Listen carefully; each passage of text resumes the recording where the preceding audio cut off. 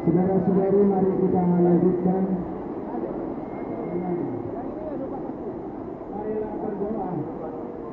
Tuhan Yesus Kristus, menjelang kebangkitan-Mu, Engkau beristirahat dalam makam. Dengan demikian kuburan itu telah Kau sujudkan menjadi tempat pengharapan bagi umat-Mu. Dengarkanlah doa kami bagi saudari-saudari kami ini. Setelah semua selesai, semoga kau hidup dalam damai karena Kristus Tuhan kami. Amin.